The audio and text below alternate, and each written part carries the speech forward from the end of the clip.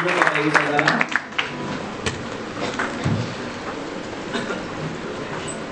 Oke. Pagi hari ini kita masih berlanjut untuk tema bulan ini. Tentunya saya ucapkan apa kabar dulu. Apa kabar Jim?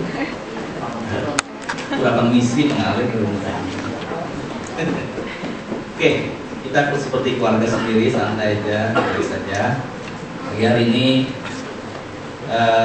saya kebagian di minggu ketiga untuk berbagi, bukan karena saya lebih baik, tapi kita mau sama-sama belajar pagi hari ini tentang apa yang sudah kita lalui selama 2 minggu, dan ini minggu ketiga untuk di bulan ini. Memberi yang terbaik, giving my best. Jadi saya dalam 1 minggu kemarin terus coba bertanya di tengah kesibukan, tapi terus bertanya Tuhan mau bicara apa, sampai akhirnya waktu malam Jumat orang fisik sudah agak kurang oke, cukup lelah, jadi tidur lebih awal jam 10, tapi pukul 1 seperti dibangunin. Bangun. Dulu biasanya yang sering begini tuh dulu istri saya biasanya. Dia suka bangun tengah malam. Tapi hari-hari ini gantian. Selama 1 minggu ini saya 2 kali, malam Jumat dan semalam. Jadi seperti mau tidur pun susah. Bukan nggak bisa tidur karena mikirin utang, Bapak Ibu Saudara, bukan. Tapi memang tidak bisa tidur karena ya harus nyembah sih, harus nyembah. Jadi malam Jumat saya terus bertanya, begitu saya terbangun, saya terjaga, terus saya berdoa, saya menyembah. Tuhan mau ngomong apa? Apa yang Tuhan mau sampaikan? Saya hanya dapat 2 ayat untuk hari ini yang kita akan belajar bersama, saya akan bagikan. Dan sebelum saya menyampaikan ayat-ayat ini, saya ingin setiap kita mengambil satu pertanyaan bagi pribadi masing-masing setiap kita. Dan itu pun pertanyaan buat saya juga. Benar juga sih, waktu impresi daripada Roh Kudus menyampaikan pertanyaan ini, mungkin sering kita tahu hidup kita ingin terlihat lebih baik, benar?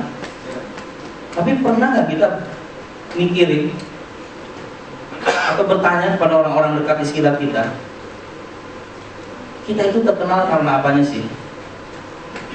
Mungkin kita bertanya sama istri kita kalau sudah berkeluarga, atau kalau yang one-on-one bertanya kepada mentornya, atau yang hidup di tengah-tengah komunitas tentunya bisa bertanya kepada orang-orang yang dekat dengan dia, atau bertanya kepada orang tua kita.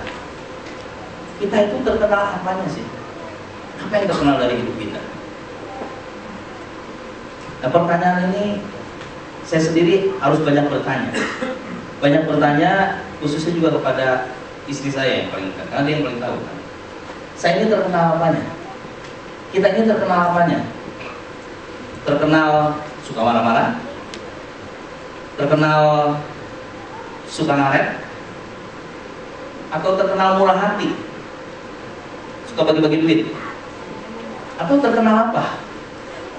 Kira-kira kita tahu nggak kita terkenal apa? Atau jangan-jangan kita tahu tapi sebenarnya itu tidak benar. Karena kadang-kadang kita merasa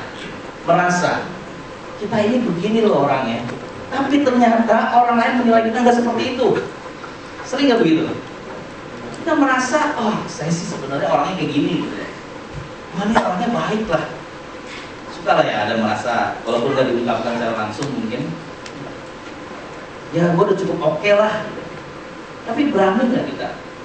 Waktu kita di komunitas, waktu kita hidup di tengah-tengah tubuh Kristus, berani nggak kita terus bertanya? Berani nggak terus kita dinilai hidup kita? Membuka diri, kita itu terkenal apanya sih? Apa yang menjadikan hidup kita itu terkenal? Boleh nggak tanya ke sebelah dan kiri kanan? Orang dekat atau orang dekat? Kalau yang ada suami sama istrinya tanya. Bio mungkin sama Dewi kan satu komunitas kan? Nah, Bio terkenalnya apa tuh Dewi? Nah, coba dong tanya di sebelah dan kiri kanan. Nah, jujur tanya tuh sama Adrian, namanya apa tuh? Berani ya kita bertanya seperti itu. Kadang-kadang mungkin Kita kurang banyak. Yosua terkenalnya apa gitu? Hah? Apa yang terkenal dari hidup kita? Tapi tentunya semua kita rata-rata ingin terkenal ya. Maksudnya sebenarnya kalau dengan kata lain lebih ingin terlihat baik, benar? Siapa orang yang ingin terlihat lebih buruk di hadapan orang banyak? Ada? Saya pikir nggak. Pasti semua orang ingin terlihat lebih baik, ingin terlihat baik minimal di depan banyak orang, di depan komunitas. Makanya nggak heran kalau ditanya selalu apa kabar? Baik jawaban. Pasti. Biar di rumah habis ribut sama istri pasti dia bilang baik. Biar di jalanan habis maki-maki orang pasti dia bilang baik sih. Biar di kantor ada masalah pasti jawabannya baik. Ya, iya nanti saya kan nggak mungkin terbuka dong kepada semua orang kan. Tapi nggak juga ternyata di komunitas juga kalau ditanya apa baik. Kurang mau bicara lebih memperkenalkan diri apa adanya. Makanya jawaban yang paling sering ditanya kalau apa kabar? Di sini semuanya pasti jawabannya baik ya. Lebih dahsyat lagi kalau orang karismatik pasti pakai kata-kata luar biasa. Itu udah menjadi jadi brand lah ya buat orang karismatik. Padahal apanya yang luar biasa. Makanya orang akan masuk ke dalam dimensi Amsal bilang gitu. Banyak jalan disangka lurus, tapi ujungnya menuju kepada maut. Orang punya kebenaran tentang terkenal ini pikirannya masing-masing sendiri. Amsal mana berkata banyak jalan disangka lurus, tapi ujungnya menuju maut. Kita merasa sering lebih benar, kita merasa sering lebih baik daripada orang lain. Kalau ada orang lain membuat kesalahan, tuh kan, dia begitu kan. Maka saya mau sama-sama belajar ketika pertanyaan ini timbul di malam hari itu. Saya terus coba berkomunikasi. Pukul 1 saya dibangunkan, baru bisa tidur lagi sekitar pukul 5.30. Gak bisa tidur. Akhirnya ayat yang saya dapat itu di Kisah Para Rasul 6. Saya minta tolong dibukakan Kisah Para Rasul 6. Kisah Para Rasul 6. Ayat ini sebenarnya ada, kalau dibaca daripada Kisah Para Rasul 6 ayat pertamanya itu adanya karena kebutuhan. Ayat 1 itu bicara adanya sebuah kebutuhan. Adanya sebuah kebutuhan pada masa ketika jumlah murid makin bertambah, itu timbul sungut-sungut di antara orang-orang Yahudi yang berbahasa Yunani terhadap orang-orang Ibrani, karena ada pembagian yang tidak merata. Ayat ini timbul karena itu.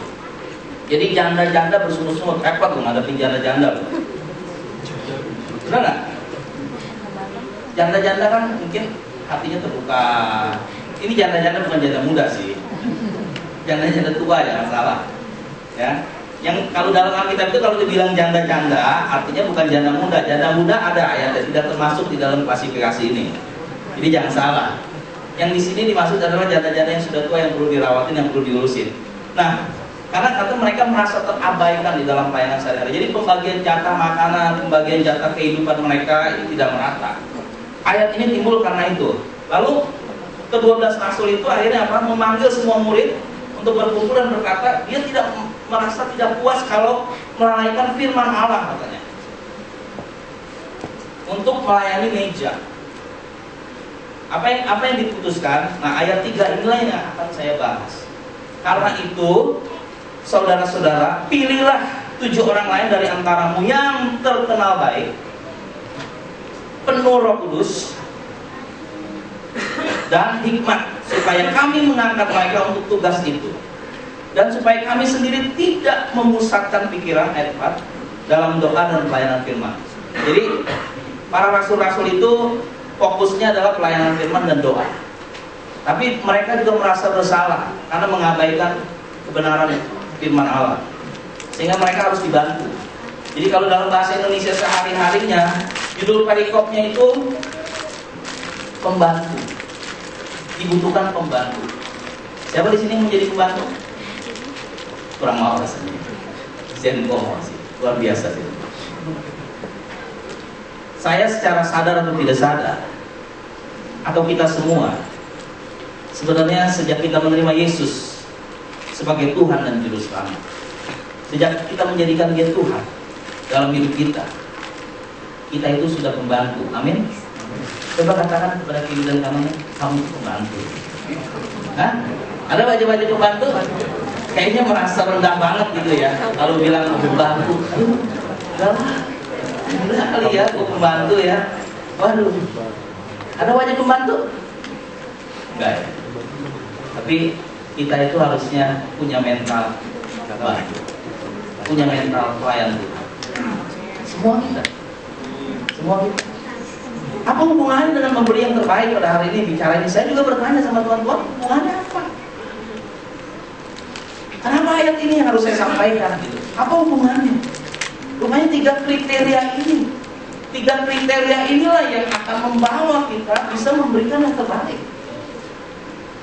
3 kriteria ini yang akan mendorong kita.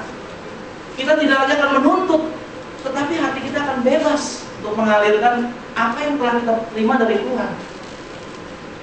Kita menerima kebaikan Tuhan itu tanpa syarat. Kita menerima kebaikan Tuhan itu 100% tidak dikurangi 0,1. Kalau pengusaha pasti dikurangi sedikit lah, ambil villa buat Tuhan. Tapi kalau Tuhan enggak sih, 100% diberikan total, semuanya. Amin. Tapi kalau Tuhan sudah memberikan 100% dalam kehidupannya, bagi kehidupan kita, kok kenapa kita tidak bisa memberikan 100% juga? Oh, ya jelas lah. Dia kan gak punya keluarga lagi, gak punya istri, gak punya anak. Waktu dia lahir makanya dia gak mau kawin, bener gak gitu? Jadi dia gak ada beban, enggak gitu kali. Hah? Manusia itu akan pintar mencari-cari banyak alasan. Oh ya jelas lah, dia kan sudah dilahirkan dan ditentukan untuk jadi seperti itu. Kita kan enggak lah. Gua kan masih bisnis, dia kan gak bisnis. Bisnis gak mungkin bisa seperti itu. Siapa bilang? Kita duduk di sini bukan hanya menonton daripada kebaikan Tuhan, amin. Tapi kita duduk ada di tempat ini, tapi kita juga dikaitkan untuk menjadi pelaku daripada apa yang Tuhan sudah lakukan, amin. Setuju nggak? Kalau nggak setuju berat kok. Jangan-jangan sampai nanti rambutmu memutih, kita hanya jadi penonton yang tiap minggu rajin hadir di gedung gereja, tapi kehidupan kita tidak pernah berubah. Bahkan sampai rambut memutih, pikiran kita tetap sama, tidak berubah kayak firman Tuhan dari dahulu, sekarang, dan selama-lamanya. Come on. Jadi kalau kita ada dulu di tempat ini, rupanya 3 karakter ini dibutuhkan. Jangan nanti bilang itu kan bagiannya yang dipanggil suruh jadi hamba Tuhan. Gua kan bukan hamba Tuhan, gua kan bisnis. Gua kan kerja loh, profesional. Nanti kita bahas. Jadi yang pertama apa poinnya? Terkenal baik. Saya mendorong, sangat mendorong saudara-saudara yang memimpin perusahaan, sekali-sekali boleh bertanya kepada anak buah. Tapi kalau anak buahnya tidak berani menjawab, tanya kepada orang dekatnya, apa kata anak buah yang saudara pimpin tentang diri pribadi saudara. Berani nggak bertanya itu? Rasanya biasanya gini, kalau bosnya terlalu galak, anak buah juga nggak berani ngomong. Tapi kalau mau yang real, itu yang kasus yang beredar di bawah itu pasti real. Itu kata anak buah tentang kita. Itu kalau mau real. Tapi kita perlu tahu loh, apa kata anak buah kita tentang kita. Kita terkenalnya sebagai pemimpin seperti apa? Apakah kita pemimpin yang lalim? Atau pemimpin yang seperti apa? Atau yang hanya kalau ketemu urusannya produktivitas saja, nggak ada produktivitas, geser. Itu kita perlu tahu. Kita harus terkenal seperti apa. Tapi kalau firman Tuhan hari ini, kita harus terkenal baik. Terkenal baik bicara karakter, amin. Terkenal baik itu bukan hanya terlihat seperti terlihat ingin baik, seperti ingin terlihat baik. Dan Yesus paling kesel dengan orang yang model kayak gitu. Orang-orang yang hanya ingin terlihat baik itu siapa? Itu Itu orang-orang Farisi, ahli-ahli Taurat. Mereka hanya ingin terlihat baik. Makanya Yesus ngomong, kamu itu seperti kuburan. Luarnya dilabur cat putih, bersih, ya dikasih hiasan, ada bunga-bunga, tapi dalamnya itu tulang belulang. Amin. Yesus paling besar. Makanya Yesus kalau ngomong sama orang Farisi itu ngomongnya jeblak-jeblak aja. Karena mereka hanya ingin terlihat baik, tidak benar-benar baik. Tapi orang yang terkenal baik, itu hidupnya mau diproses. Hidupnya masuk ke dalam pembentukan karakter. Maka saya selalu berkata kepada orang-orang yang dekat, jangan pernah takut pada proses. Proses itu nggak usah didoa-doain, udah pasti datang sendiri. Ketika kita pertama kali menerima Yesus sebagai Tuhan dan Juru Selamat di dalam hidup kita, dan kita mau sungguh-sungguh, Tuhan, ini aku, semua milikku, begitu kita menyatakan itu, maka itu artinya bentuk aku Tuhan. Amin. Jangan begitu kita terima Yesus terus enggak. No. Proses tidak. Berkat oke. No. Proses dan berkat itu seiring sejalan. Amin. Proses dan berkat itu seiring sejalan. Berkat akan mengikuti orang yang setia kepada proses. Berkat yang seperti apa? Berkat yang daripada Yesus, berkat yang daripada kerajaan, berkat yang membawa kehidupan. Proses dan berkat seiring sejalan. Jadi makanya cintailah proses. Amin, yes? Cintailah proses. Jangan pernah takut. Saya selalu bilang ini, doa yang paling tidak rohani itu doa yang menolak namanya proses. Tuhan, biar hari ini semuanya dikasih lancar. Jalanan serba lancar, usaha lancar, kantor lancar, customer semua datang lancar, tidak ada customer yang komplain. Belajar apa dari hal itu? Belajar apa dari hal itu? Tidak pernah ada yang komplain, kita tidak pernah tahu kelemahan kita. Tidak pernah ada yang komplain, kita tidak bisa inovasi. Tidak ada yang komplain, tidak ada yang datang marah-marah mengkritik kita, tidak akan ada pertumbuhan. Amin. Harus tahu. Makanya doanya bukan begitu. Kalau kita mau belajar menjadi orang yang terkenal baik Tuhan, hari ini sekalipun ada orang datang maki-maki, beri aku kekuatan. Sekalipun hari ini customer menolak semua, tapi aku percaya Tuhan, kekuatan yang daripadamu memampukan aku. Itu baru Raja Wali. Coba lihat mukanya tadi wajah pembantu, sekarang ada wajah Raja Wali kan? Itu baru Raja Wali. Raja Wali tidak pernah menolak proses. Kalau kita tidak pernah diproses secara karakter kita, tidak mungkin kita jadi orang baik. Percayalah. Yang ada adalah hanya orang-orang yang penuh dengan ego, penuh dengan tuntutan, akan melihat orang lain. Ciri-cirinya seperti itu. Akan mulai melihat orang lain dan mulai menuntut. Kok ini begini ya? Kok kurang ini ya? Kurang itu ya? Kok mestinya begini ya? Aku udah sampai dia begini. Ayo, tuntutan tidak pernah akan membawa pertumbuhan. Amin. Tapi ketika kita dituntut, jangan takut. Berarti kita sedang dibawa naik level. Tapi kalau kita yang menuntut, ya terus di bawah-bawah. Yang menuntut di atas atau di bawah? Hah? Di atas atau di bawah? Jadi tuntutan tidak pernah akan membawa kemajuan. Tetapi berani proses itu akan membawa kita naik level dari satu level pada level yang lain. Dan kita akan menjadi orang yang terkenal baik. Dibentuk, diproses. Jadi selalu saya akan bicara, kalau hidupnya nyaman-nyaman aja, gimana, ada masalah? Enggak, semuanya serba oke. Ini agak ekstrim sih. Saya akan ngomong, lu berdoa dong biar ada masalah. Ya, salah satu contohnya ini saya sudah sering share sih. Pertama kali di sini saya paling ketahuan ngomongnya sama Adrian. Jadi waktu itu semuanya lagi happy dia, nggak ada masalah ya, sama istri oke, damai. Penghasilan istri oke, penghasilan dia juga oke, semuanya oke. Kita bikin jadi ada masalah sedikit. Sekarang sih banyak gitu. Tapi nggak kurus kan? Tetap sehat dia. Ya kan? Tetap segar katanya. Kalau firman Tuhan bilang tetap segar. Dan saya ingat kejadian itu apa, waktu lagi ngobrol-ngobrol di DC, sebelum mulai DC, kebenaran yang lain datangnya telat karena macet, dan saya sudah datang duluan berdua sendiri. Saya ngobrol-ngobrol, bilang gimana keadaan? Oke kok Pak, puji Tuhan. Oh bagus. Terus gimana pertumbuhan? Ya, nah kalau ditanya pertumbuhan pasti akan jawab iya. Ya biasalah. Nah ingat tuh, kalau tanya keadaannya baik semua oke, tanya pertumbuhannya gimana, kerohaniannya gimana. Kalau cengar-cengir, cengengesan jawabnya, nggak pede, nah tanda-tanda doain tuh biar badai datang dalam hidup. Anak Raja Wali nggak boleh, ya, nggak boleh dibikin nganggur. Kalau dibikin nganggur ini pembunuh nomor 1, dan tujuannya nggak terjadi, nggak jadi orang yang terkenal baik gitu loh. Anak Raja Wali itu mestinya perhatiannya sama badai.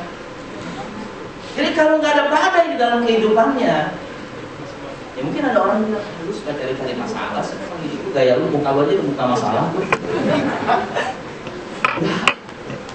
Ya itulah. Kalau saya berani ngomong gini, karena 10 tahun bersama Tuhan, kita tidak pernah dibunuh oleh kena badai. Amin. Badai tidak pernah membunuh Raja Wali, tapi badai memang tempat latihan yang paling pas buat Raja Wali. Jadi kalau nggak pernah diproses, nggak pernah akan terkenal baik. Nggak ada orang yang tanpa proses terus dia jadi terkenal baik. Kalau baik, tanda kutip, pasti motivasi hatinya belum oke. Pasti banyak orang baik hanya menilai sesaat. Oke, yang saya maksud terkenal baik ini menurut standar kebenaran firman Tuhan, bukan baik menurut manusia. Orang bisa aja berlaku di depan tampilan umum berlaku baik, bisa kan? Tapi saya bilang kadang-kadang untuk berlaku jadi baik itu nggak enak. Kita perlu bergesek, kita perlu berkeras untuk menyampaikan sesuatu kebenaran itu. Kadang-kadang perlu konflik, perlu ribut. Ini kebenarannya kayak gini, yang dikasih tahu belum tentu terima. Tapi kita tidak pernah mundur untuk menyampaikan itu, terutama kepada orang-orang yang one-on-one sama kita. Saya bilang sebelum one-on-one sama saya, kalau ribut jangan kabur lu ya.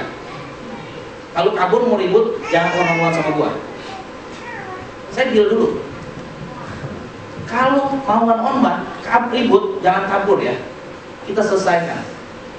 Kalau kabur, jangan one-on-one. Itu saya biasanya selalu tanya gitu. Sama Adrian, sama Joshua juga saya akan tanya seperti itu. Siap nggak? Kalau nggak jangan. Maksudnya nanti kasihan. Berarti belum siap. Kadang-kadang waktu untuk menyampaikan kebenaran itu kita perlu sesuatu yang agak keras. Tidak selalu bicara yang lembut-lembut saja. Tidak selalu bicara yang, aduh jangan ya, ntar kalau disampaikan ini nyinggung perasaannya nggak ya? Kalau dia nyinggung perasaannya gimana ya? Nggak ada pertumbuhan itu. Kita kan keluarga. Nah itu proses yang poin pertama tadi untuk menjadi terkenal baik. Terus yang kedua apa? Penuh Roh Kudus. Kata yang saya suka itu penuh Roh Kudus. Setiap kita ketika kita percaya Yesus sebagai Tuhan dan Juru Selamat, sudah ada Roh Kudus di dalam hidup kita, amin. Tapi kita penuh atau tidak? Oh iya lu, saya belum berbahasa roh. Bukan itu maksudnya ukurannya. Banyak yang berbahasa roh juga kosong maksudnya, nggak jelas hidupnya. Tapi orang penuh Roh Kudus itu masih jelas hidupnya. Masih tahu apa yang Tuhan arahkan di dalam hidup dia. Dia akan terus selalu menerima yang namanya life direction di dalam hidup dia. Hidupnya nggak sesuka-sukanya gitu. Orang yang penuh Roh Kudus hidupnya akan tahu Tuhan maunya apa. Sekalipun itu nggak enak di dalam hidupnya, sekalipun hal itu mungkin menjadikan dia rasanya tidak nyaman, tetapi orang yang penuh Roh Kudus itu tahu apa yang Tuhan kehendaki dalam hidupnya. Orang yang penuh Roh Kudus bicara juga hidupnya berkuasa. Ada kuasa di dalam hidupnya. Itu tadi lanjutannya, walaupun ada badai, tapi dia tidak akan mati. Orang yang penuh Roh Kudus tuh nggak bisa bilang ini mati dah gua dah, mati dah gua, enggak gitu. Kita sering gitu ya, kalau udah kepepet, udah kejepit, udah tertekan, udah mati dah guys. Ya saya dulu juga seperti itu. Tapi belakangan ini saya dan istri selalu akan bicara itu kata yang kita sudah dilihat. Mati dan gua itu sudah kita dilihat. Yesus capek-capek ngidupin kita kok. Kenapa kita jadi gampang lari? Cuma ngomong mati deh udah. Terus ciri-cirinya apa? Orang yang penuh Roh Kudus tuh nggak hidupnya setengah mati. Usaha setengah mati, ya kan?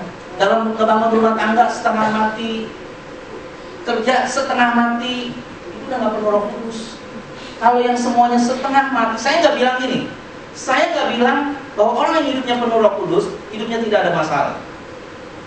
Tapi orang yang penuh Roh Kudus tidak akan hidup di dalam kehidupan yang setengah mati atau setengah hidup. Sebab dia tidak akan terpengaruh oleh badai kehidupannya. Badai boleh ada di dalam kehidupannya, tapi dia tahu ini akan berlalu. Tapi dia tahu dia tidak dikuasai oleh badai. Justru dia berselancar di atas badai. Amin.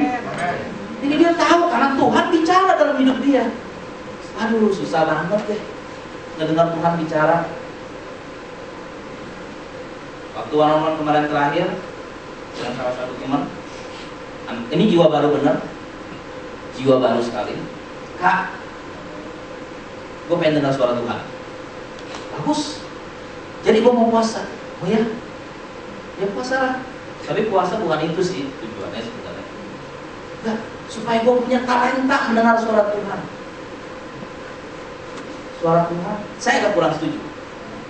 Suara Tuhan tidak bicara talenta. Kalau suara Tuhan bicara talenta, maka kita tidak disebut anak, itu bagi saya. Kalau suara Tuhan adalah talenta, berarti kita tidak disebut anak.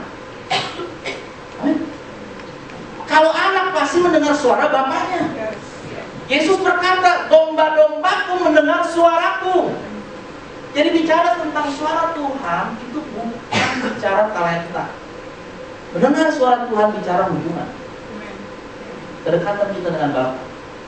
Jadi kalau hari ini suara Tuhan seperti apa, ya jangan bertanya, lakukan saja. Mulai dibaca firman-Nya, lakukan hubungan yang dekat sama Bapa. Kalau kita susah melakukan hubungan yang dekat sama Bapa, datang ke orang yang lebih senior, datang ke orang yang lebih rohani, minta penyembuhan tentang hati Bapa. Karena memang bapak-bapak di dunia itu memberikan gambaran yang tidak oke, sehingga kita sulit berhubungan dengan Bapa di surga. Tapi kalau orang tahu Bapaknya, dia akan selalu merasa aman. Amin. Itulah kenapa orang yang penuh Roh Kudus hidupnya tidak setengah mati. Saya lihat anak-anak saya hidupnya bukan nyaman tapi aman. Saya tidak membiasakan mereka hidup dalam kenyamanan, karena satu waktu pasti saya akan lakukan situasi yang memang dia harus didisiplin. Dia juga harus melakukan sesuatu yang tidak enak. Jadi saya sering tantang mereka walaupun masih kecil-kecil. Salah satu contoh kemarin, kebetulan dia liburan. Saya mau ke Surabaya Rabu pagi pulang hari. Nah saya tantang dia, mau ikut papi nggak? Tapi ini bukan main-main loh. Kerja berdua, anak saya cowok dua. Yang satu langsung mau. Kalau yang nomor 3 karena ikut pokoknya. Sudah akhirnya kami ikut bertiga. Sampai panas, Surabaya kan panas kan. Saya ajak keliling, lihat-lihat kali mesin. Saya tidak membawa dia di dalam situasi yang nyaman, tapi saya lagi mau membawa dia di dalam situasi yang aman. Saya lagi mengajarkan. Kalau dia dekat Bapak, dia aman. Sampai ditanya, kenapa kamu mau? Istri saya yang tanya, kenapa kamu mau ikut papi? Asal dekat papi, oke lah. Ini jawaban anak saya. Jadi saya lagi mengajar hal itu kepada mereka. Begitu juga kita. Kenapa kita tidak akan setengah mati? Kalau kita dekat Bapa, karena ada rasa aman. Amin. Walaupun di luar ada badai. Terus satu kejadian lagi. Waktu itu akhir tahun kemarin kita berangkat ke Israel. Terus terjadi turbulence. Ini cukup parah turbulence. Sampai anak saya yang nomor 2 ini udah gak keruan perutnya. Dia nggak biasa muntah tapi seperti ingin muntah. Nah saya sampaikan kata-kata aman itu kepada dia. bilang tenang. Yang pertama, kalaupun ada apa-apa, kita sudah di dalam Yesus. Yang kedua, ada Papi di sini. Jadi dia tenang, apa begini aja gitu. Terus saya usap-usap perutnya, dia ngorok, beneran ngorok, aman. Itulah kita bilang, kalau orang penuh Roh Kudus, tahu siapa Bapa. Kalau orang penuh Roh Kudus, hidupnya tidak akan setengah mati. Makanya 2 poin ini, yang tadi pertama adalah terkenal baik, yang kedua penuh Roh Kudus, dan yang ketiga penuh hikmat. Penuh, sekali lagi penuh. Tadi kalau bicara penuh Roh Kudus tidak setengah-setengah. Nah, saya sebelum masuk ke penuh hikmat, bicara penuh Roh Kudus itu tadi penuh. Kalau setengah-setengah gini nih, saya pernah setengah-setengah.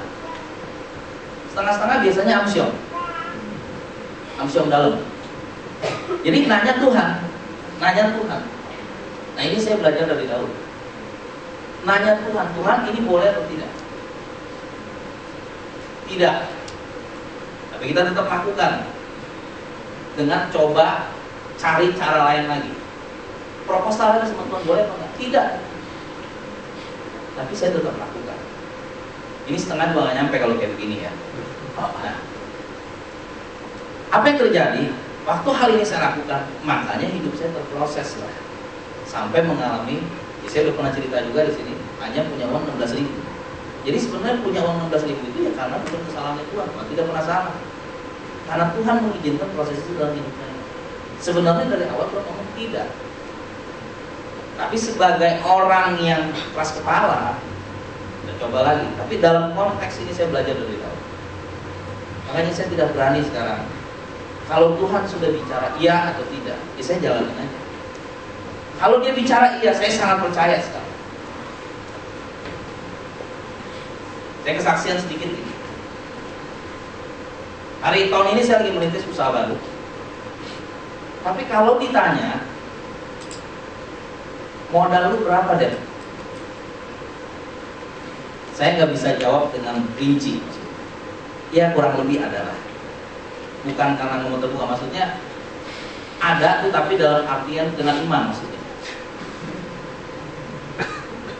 Kenapa saya berani ngomong ada? Karena waktu kita berdoa, kita sepakat, Tuhan bicara iya, aku berikan. Nah ini hidup dengan iman. Kadang-kadang kelihatannya dinilai agak konyol sih. Saya mau beli tanah, cari-cari tanah lokasi. Tanah itu sekarang ada di daerah Sepatan, Tangerang. Daerah itu lagi berkembang bagus. Oke, saya coba ajuin kredit lah. Kasih, masukin datanya, ditolak. Udah singkatnya ditolak lah. Karena saya punya perputaran katanya terlalu seperti orang nyuci duit. Cepat banget perputarannya. Masuk keluar. Ya gua usaha lah. Memang begitu usahanya. Dari 16.000 sampai segitu susah kan, orang bank gak bisa kita ceritain begitu. Ini dari 16.000 loh gitu loh. Ini rekening gue dari 16.000, lu lihat ini historinya ada nih gitu loh. Dari nol. Historinya ada, rekening saya ada, kemudian BCA saya itu saya kumpulin dari memang saya ngalamin proses itu, jadi ada semua bukunya komplit. Ya orang bank mana bisa gitu. Udah intinya ditolak. Oke, ditolak. 2 kali ditolak Bang. Kita coba cari lagi, tapi saya percaya, saya tidak bergeming sedikit pun karena Tuhan sudah bicara. Iya, aku kasih. Tuhan sudah bicara. Ya sudah. Saya minta hikmat, saya berdoa, Tuhan apa yang harus saya lakukan? Ketemu saja sama pemiliknya Pak Haji. Nilai tanahnya, ya saya sebut aja, itu 2M.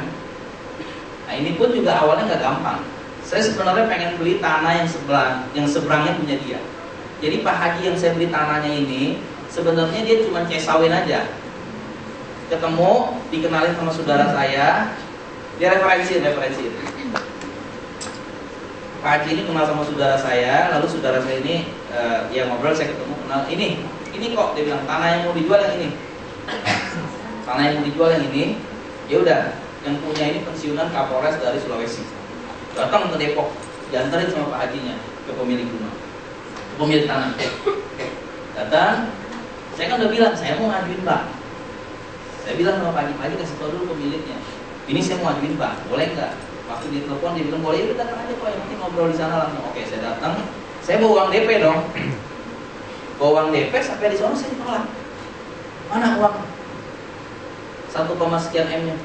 Saya nggak bawa duit. Mau beli tanah pun nanti mesti dicek dulu suratnya, benar nggak? Mesti masuk ke BPN dulu. Saya suruh bawa begitu. Ini orang jadul atau nggak ngerti atau gimana gitu ya? Saya bilang saya cuma bawa DP. Pokoknya kalau nggak bawa uang tunai, saya tidak akan serahkan apa-apa. Jangankan fotokopi, jangankan aslinya, fotokopinya pun saya nggak akan kasih. Ya berarti tandanya dia nggak mau jual lah. Saya suruh bawa uang tunai, notaris apa belum siap kok. Ya saya jelasin, saya mau kredit, saya mau lewat bank. Ya udah, tapi saya nggak ada beban aja, ya jalan aja udah. Tapi yang malah ada beban itu Pak Haji yang kasih referensi saya. Dia malah mikir, udah saya tenangin dia gitu. Pak, udah tenang aja, dia kayaknya mukanya agak merah, malu. Nah kok, habis saya ngomong oke, dia bilang katanya. Ya nggak masalah sih Pak, udah tenang aja. Dia bilang, kita makan, saya ajak makan Padang. Jadi makan Padang boleh juga, saya kasih tips itu. Ya. Mesti tanya, Pak Haji kan nggak boleh makan sembarangan. Saya ajak makan Padang. Saya kasih tips.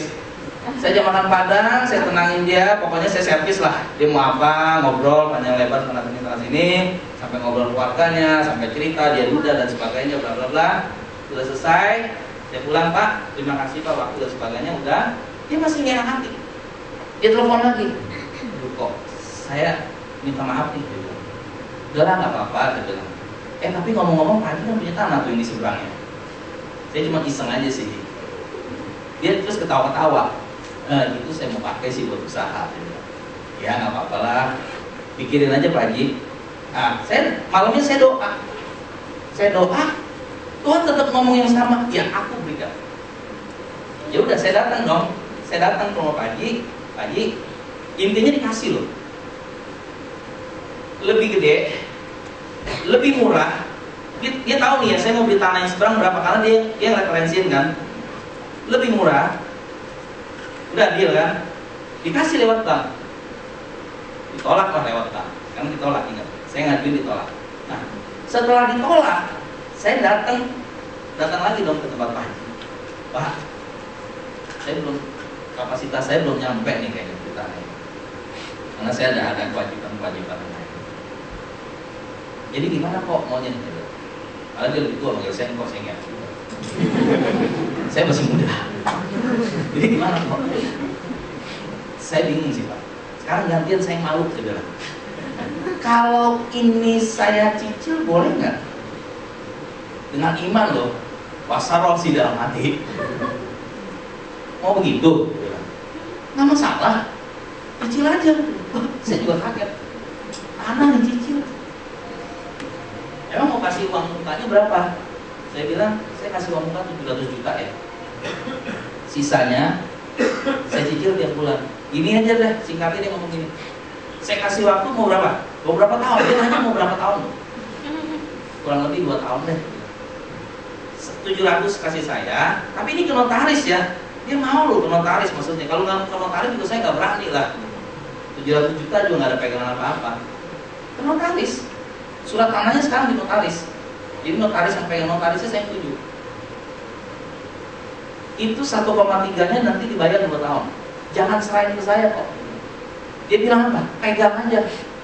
1,3 itu nanti jangan dicicil, 2 tahun aja. Jadi saya nyicil kasih dia cuma kelebihannya aja. Dia nggak mau makan bunga.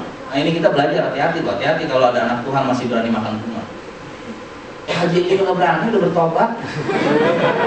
Anak Tuhan lagi minta kelebihan bunga lagi. Aduh, gawat.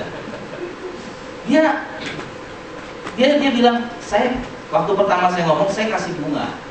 Saya nggak mau makan bunga kok. Nanti gara-gara uang kok nggak seberapa, saya masuk neraka. Dia bilang.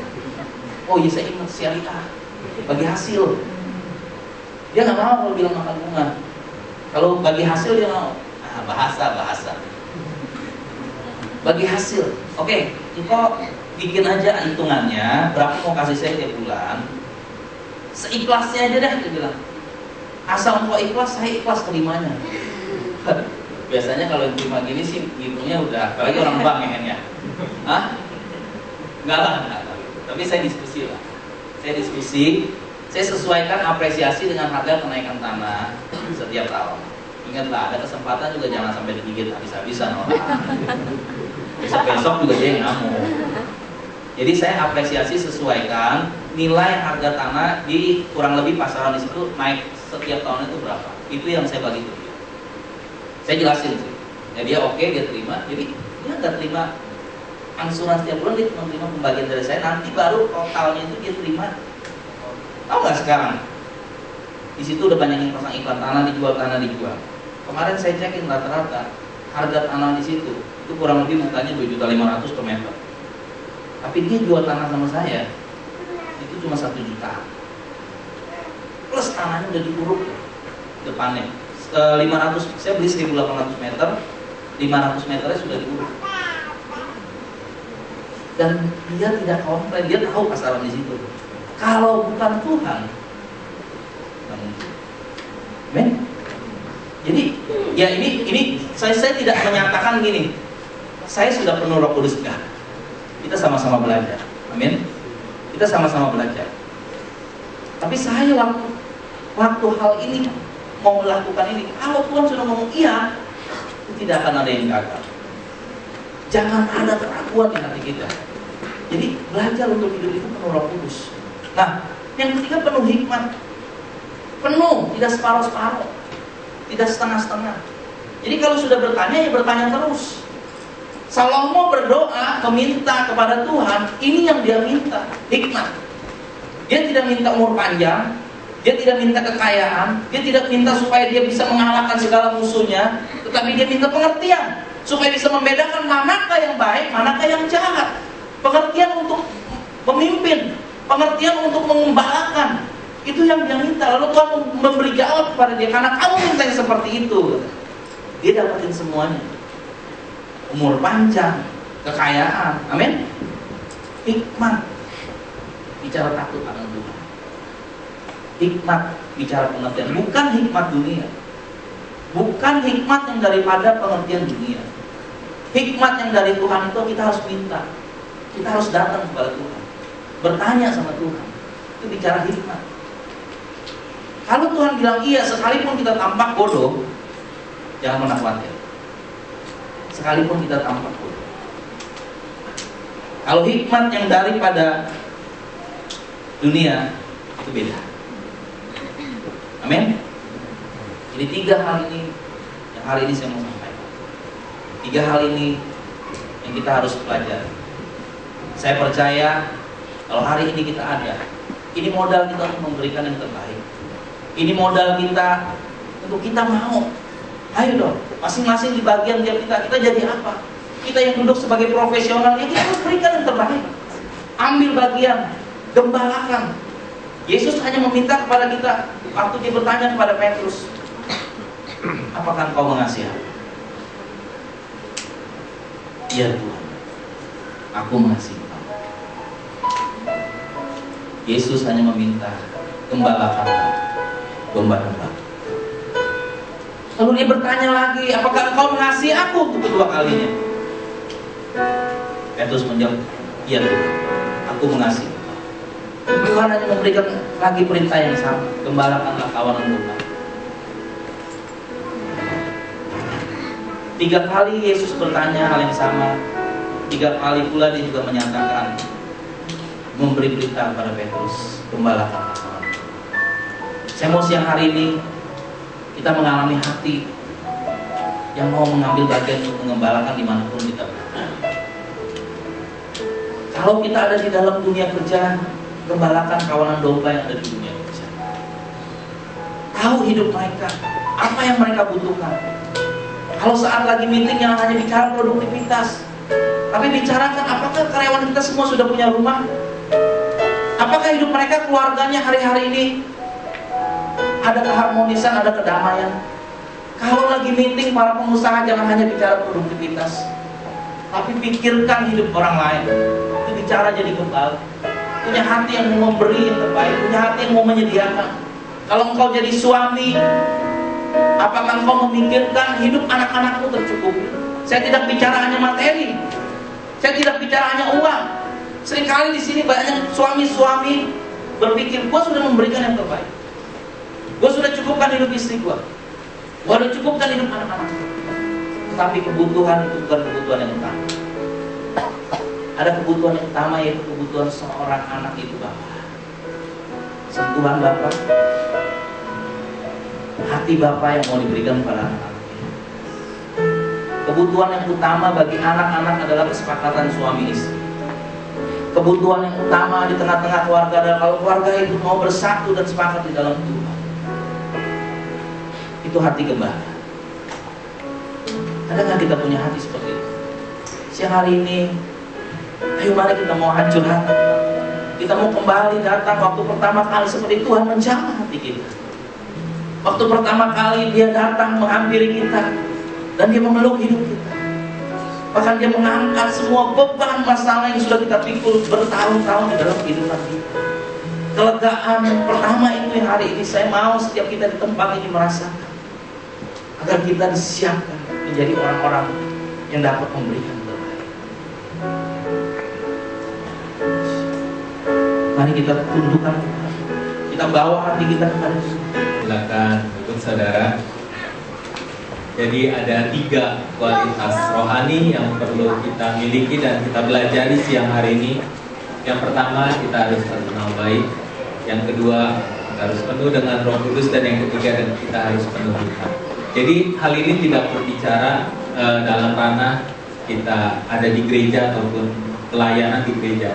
Tapi dimanapun Tuhan tempatkan saudara dan saya, setiap kita untuk bisa memiliki ketiga kualitas rohani.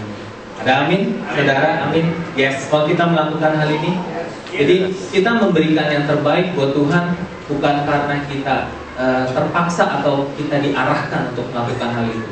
Tapi setiap kita sudah melihat Tuhan sendiri meneladani, Dia sudah mati di kayu salib untuk menebus saudara dan saya. Jadi kalau kita memberikan yang terbaik buat Tuhan, itu mungkin lebih merupakan bentuk daripada bukti kita mengasihi Tuhan. Jadi nggak cukup kita cuma bilang I love you Lord, I love you God, tapi kita mau melakukannya di dalam setiap kehidupan kita. Amin. Ya, minggu depan tema untuk giving my best di minggu terakhir di bulan Juni ini, I have a dream. Jadi saya yakin setiap kita pasti punya mimpi, ya. Nah, mimpi apa yang kita miliki yang Tuhan berikan? Setiap karunia dan talenta yang saudara dan saya miliki pasti ada maksud dan tujuan Tuhan. Jadi kalau kita bermimpi, wah, saya memimpikan sebuah negara yang bersih, yang bebas dari korupsi. Pasti kita sudah mengerti bahwa Tuhan taruh passion bagi orang-orang yang mungkin akan masuk ke dalam dunia politik. Tuhan akan pakai untuk menjadi pemimpin yang bersih. Ada amin? Kalau kita ada di dunia marketplace, apakah fokus kita hanya selalu profit oriented? Cuan. Jadi ganti nama kita si Acuan lagi. Karena pikiran kita cuma cuan. Atau kita berpikir di dalam dunia marketplace, saya rindu Tuhan, saya menjadi pengusaha yang bersih, yang jujur, yang bayar pajak full, gak dikurang-kurangin. Karena kan banyak pengusaha, saya pun berpikir demikian, kenapa harus bayar pajak full gitu, kalau akhirnya pajaknya dikorupsi juga sih.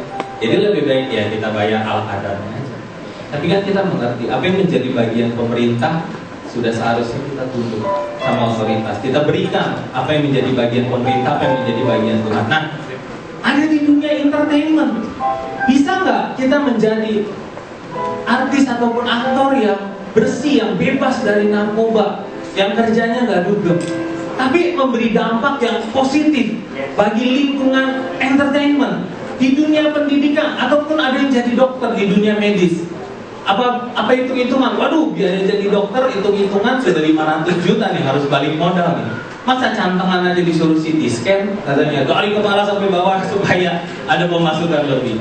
Bisa nggak kita menjadi dokter yang memiliki hati Kristus, yang mengasihi pasien, yang mau mengenalkan kasih Kristus? Jadi saya percaya setiap kita punya mimpi, setiap karunia dan talenta yang Tuhan berikan dalam kehidupan kita pasti akan dipakai secara maksimal.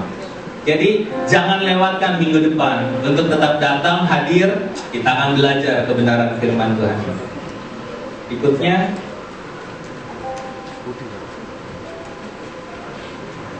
ya, akan ada family gathering staff yang akan diadakan pada tanggal 25 sampai 27 Juni. Jadi perlu dicatat berkaitan dengan event tersebut, maka kegiatan kantor gereja akan diliburkan. Apabila jemaat ada yang berkepentingan, dapat menghubungi pemimpin di area masing-masing. Jadi nanti jangan kaget kalau telepon sekretariat, ada keperluan ataupun mau tanya informasi, tidak ada yang angkat teleponnya. Bukannya tutup sekretariatnya, tapi memang sedang diliburkan.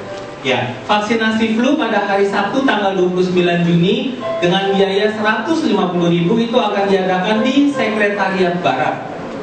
Dari pukul 9 sampai selesai, dan bisa menghubungi saudara Vivi untuk pendaftaran dengan dari harga normalnya sebesar 400.000. Ya. Ya, berikutnya kita akan melihat tayangan Girlstock sebentar.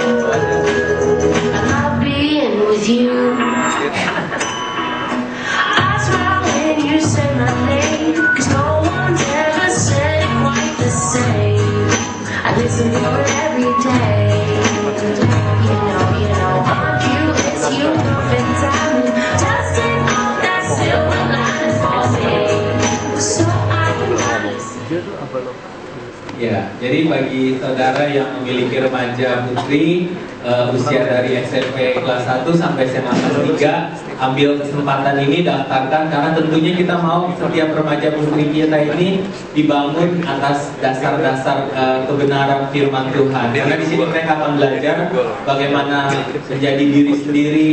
Karena saya juga sebagai seorang ayah dari seorang remaja putri, saya yakin saya tidak mau remaja putri saya itu dididik oleh media. Apa yang dia lihat, karena pengaruh media ini saat-saat ini sangat besar sekali.